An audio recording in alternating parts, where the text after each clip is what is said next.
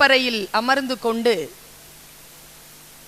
தன் சகோதர சகோதரிகளிடத்தில் பேசக்கூடிய வாஞ்சையுடன் இன்றைய நிகழ்ச்சியை முழு மனதோடு பேசி அமர்ந்திருக்கும் அன்பு சகோதரர் சுஜித் அவர்களே, கனவு மெய்ப்பட வேண்டும் உத்வேகத்தோடு இந்த நிகழ்ச்சிக்கு வரவழைத்து இருக்கக்கூடிய உங்கள் அத்துணை பேரையின் முகங்களையும் நான் பார்க்கிறேன். எனக்கு முன்னால் பேசிய சகோதரர் எந்த வார்த்தைகளை உங்களுக்கு முன்னால் போடுகின்ற பொழுது நீங்கள் உற்சாகப்பட்டீர்கள் என்பதைத்தான் நான் என் பின்னந்தலையில் கண்களை வைத்துக்கொண்டு உங்களை பார்த்து கொண்டிருந்தேன். எதற்கெல்லாம் நீங்க ரெஸ்பாண்ட் பண்ணீங்க, எதற்கெல்லாம் சைலண்டா இருந்தீங்க, இந்த அப்சர்வேஷன்ல தான் என்னுடைய அந்த சுஜித்தினுடைய பேச்சை நான் கவனித்துக் கொண்டே இருந்தேன். பல்வேறு விதமான சுய அனுபவங்களை அவர் உங்களோடு பகிர்ந்து கொண்டார். ஏதோ ஒரு புள்ளியில் நாம் அவரோடு இணைந்து பயணப்படுகின்ற அந்த வினாடியில் நாம் சிரித்தோம், கைத்தட்டினோம், மகிழ்ந்தோம். முகங்களைப் போல ஒவ்வொருவருக்கும் கனவு மாறுபட்டு தான் இருக்கிறது. எல்லோருக்கும் ஒரே கனவு அல்ல. நீங்கள் எந்த கனவை காண்கின்றவராய் இருந்தாலும் அது மெய்ப்பட வேண்டும். அதற்கு என்ன வழி? எனக்கு என்று சில கனவுகள் உண்டு, அதற்கு என்று சில முறைமைகள் உண்டு. ஒரு டீ கடை வச்சிட்டு இருக்கிற ஆள் முதலமைச்சர் ஆகணும்னு நினைச்சார்னா முதலமைச்சர் ஆயிரலான்னு சொல்லிட்டு தமிழ்நாட்டு வரலாறு சொல்லுது. அதே டீ கடையை வச்சிட்டு இருக்கிற ஒரு ஆள் இந்தியாவுக்கு பிரதம மந்திரி ஆயிரலான்னு நினைச்சா அவராலே ஆயிர முடியும்னு சொல்லிட்டு இந்திய வரலாறு சொல்லுது. ஆக ஒன்னும் இல்ல, கனவு காண்பதெல்லாம் பெரிய விஷயம் அல்ல. ஒரு கனவை காண வேண்டும் என்றால் அதற்கு என்று, அதை அடைவதற்கு என்று சில முறைகள் உண்டு. அந்த முறைகள் அதை தெரிந்து கொண்டால் நீங்கள் உங்கள் உயரங்களை எட்டலாம். நான் காலேஜ்ல ஒரு 19 ஆண்டு காலமாக பேராசிரியராக இருக்கிறேன். காலேஜ் படிச்சு அந்த ஃப்ரெஷ் கிராஜுவேட்டா போய் ஜாயின் பண்ணிட்டேன். நான் காலேஜ் பல நேரங்களில் குழந்தைகளிடத்தில் பேசுகின்ற பொழுது தோற்று ரொம்ப நொந்து போற குழந்தைகள் என்கிட்ட வந்திருக்காங்க. அவங்க கிட்ட நான் பேச்சுவார்த்தையை செய்து கொண்டு இருக்கின்ற பொழுது அவர்களிடத்தில் கண்டுபிடித்த ஒரு விஷயத்தை நான் இன்னைக்கு சொல்றேன். அந்த ஒரு குழந்தை பேசுது என்கிட்ட, எனக்கு எல்லாம் சரியா தான் இருக்காங்க, என் கூட இருக்கிறவங்க எல்லாம் சரியா தான் இருக்காங்க, நான் சரியான என்னுடைய அமைப்புல தான் நான் இருக்கேன், ஆனா நான் ஜெயிக்கவே இல்லை, நான் தோக்குறேன். இந்த சரியானங்கிற சொல் சொன்னிய யாரோட இருக்கிறேன்னு கேட்டேன் நான். அவ யாரோட இருக்கிறான்னா அவளுடைய ஒத்த சிந்தனையாளர்களுடன் தான் இருக்கிறாள். யார் ஒருவர் தான் என்ன சிந்தனையில் இருக்கிறோமோ அதே சிந்தனையில் இருந்தால் அங்கே முன்னேற்றம் என்பது வாய்ப்பே கிடையாது. ஒத்த சிந்தனையாளர்களுடன் இருப்பதல்ல வெற்றியின் அறிகுறி, சரியான சிந்தனையாளர்களுடன் இருப்பதுதான் வெற்றியின் அறிகுறி. நாம் சரியான சிந்தனையாளர்களுடன் இருக்கிறோமா? ஒரு கோடு போட்டு 3 மாதிரி கிட்ட நெருக்கி போட்டு ஒருத்தர் கிளாஸ் எடுத்துட்டு இருந்தாருங்க. இது என்னன்னு கேட்டாரு. நம்ம என்னன்னு சொல்லுவோம்? அத ஒரு கோடு போட்டு பக்கத்துல 3ன்னு போட்டிருக்காரு. அப்புறம் 13, அப்புறம்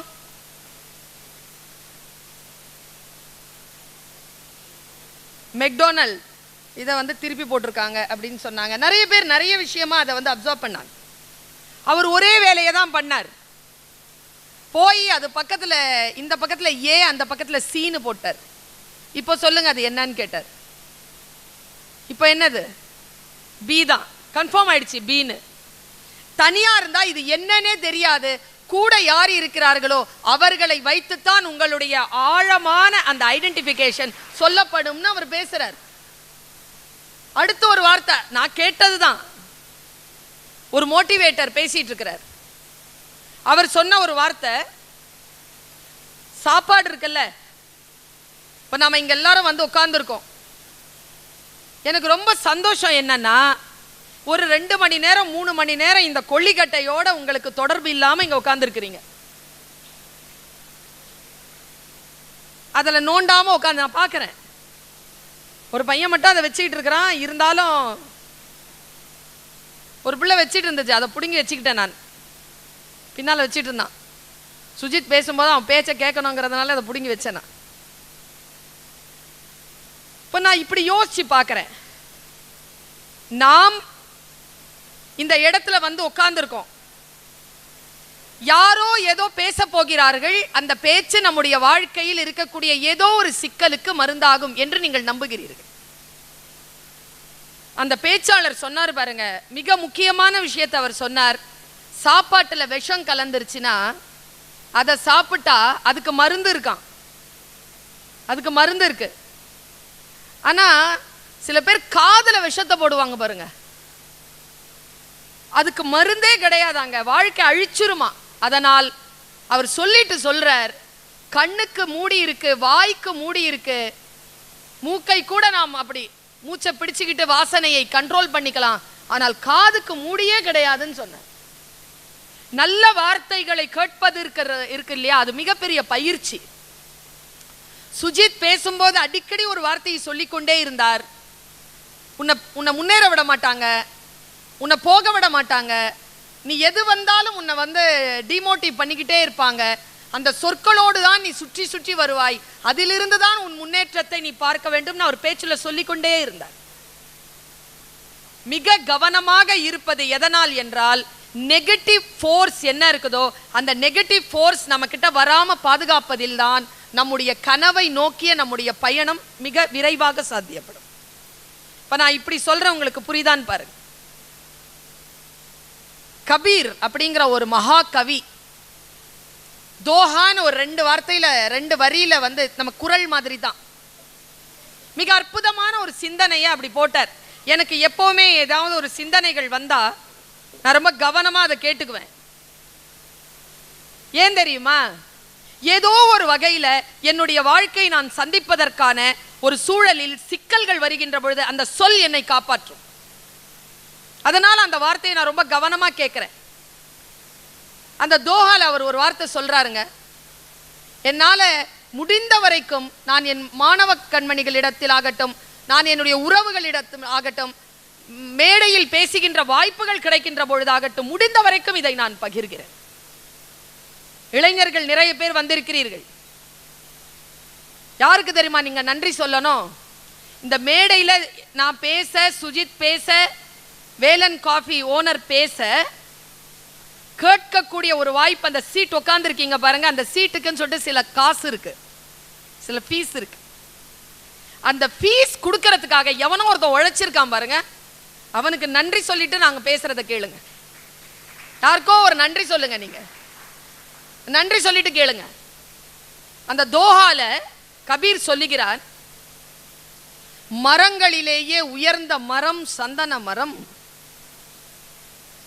அதுதான் மிக உயர்ந்த மரமா. ஏன் அப்படின்னா அவ்வளவு வாசனை, அவ்வளவு மருத்துவ குணம். நீ பெரிய மரத்துண்ட வெட்டி அதை எடுத்தா அது என்ன பலனோ அதனுடைய சிறிய பிசிறு கூட அதே பலன்தான். அது தன் இயல்பில் மாறவே மாறாது. சாமிக்கு வைக்கிறதும் அதுதான், வரவேற்பறையில் வைப்பதும் அதுதான், திருமணத்தில் வைப்பதும் அதுதான், எல்லாவற்றுக்குமான சுபகாரியங்கள் எல்லாவற்றுக்கும் வைப்பது சந்தனம் தான். செத்து போகும்போது கூட நெஞ்சில சந்தனம் தான் வச்சு அனுப்புவாங்க. சந்தனம் மிக உயர்ந்தது. ஏன் அது உயர்ந்ததா இருக்குன்ட்டு கபீர் பேசுறாங்க. இது யூத் இருக்குல்ல, நீங்க உட்கார்ந்துருக்கீங்க, இந்த லெஃப்ட் சைட் கிரவுட் இருக்குல்ல, அதுக்கு ரொம்ப பயன்படும். முக்கியமா டீச்சர்ஸ் நமக்கும் பயன்படும். என்ன காரணத்துக்காக அது உயர்ந்ததாக இருக்குன்னு சொல்லிட்டு கபீர் சொல்றாருன்னா, மரம் உயர்ந்த மரமாக அது இருக்கு இல்லையா, எந்த உயர்ந்த விஷயமும், இது கபீரனுடைய வாக்குமூலம், எந்த உயர்ந்த விஷயமும் நன்மைகளால் கவரப்படாதான். இப்போ ஒரு சூப்பரா ஒரு இடம் இருக்குன்னு வச்சுக்கோங்களேன், அது தேவையானவர்களுக்கு கிடைக்காது. அப்படித்தானே நம்ம வரலாறு சொல்லுது. ஒரு நல்ல விஷயம் இருக்குன்னா யாரால் சீக்கிரமாக அது வசீகரிக்கப்படும் என்றால் தவறான தீவிர எண்ணங்கள் கொண்டவர்களால் வசீகரிக்கப்படும். சட்டுன்னு வந்து ஃபோர்ஸ் பண்ணி எடுத்துட்டு போயிடுவாங்க. அப்படி சந்தன மரம் எதனால் வசீகரிக்கப்படும்னா விஷப்பாம்புகளால் வசீகரிக்கப்படுமா. விஷப்பாம்பு எங்க சந்தன மரம் இருக்கோ அங்க விஷப்பாம்பு இருக்கும். விஷப்பாம்புகள் பின்னி கொண்டு இருக்கும். சொல்லிட்டு கடைசியா கபீர் அப்படி முடிக்கிறான், அந்த 2 வார்த்தையில முடிக்கிறான், அந்த 2 வரியில முடிக்கிறான். சந்தன மரம் உயர்ந்தது, அதனால் விஷப்பாம்புகளால் அது வசீகரிக்கப்படுகிறது. விஷப்பாம்புகளால் வசீகரிக்கப்பட்டாலும் சந்தன மரம் ஏன் உயர்ந்ததாக இருக்கிறது என்றால் தன்னால் வசீகரிக்கப்பட்டிருக்கும் விஷப்பாம்புகளின் விஷத்தால் அந்த சந்தன மரம் பாதிப்படைவதில்லை. இந்த ஏஜ் இருக்கு இல்லையா, தவறான விஷயங்கள் தவறான சூழல் வந்து சேரும். ஏன்னா உங்க ஏஜ் அப்படிதான் வசீகரிக்கப்படும். ஆனால் யார் உயர்கிறார்கள் என்றால் வசீகரிக்கப்படுகின்ற தீமைகளால் நீங்கள் பாதிப்படையவில்லை என்றால் நீங்கள் சந்தன மரமாக உயர்ந்து நிற்பீர்கள் என்பதனை கபீர் பேசுகிறான்.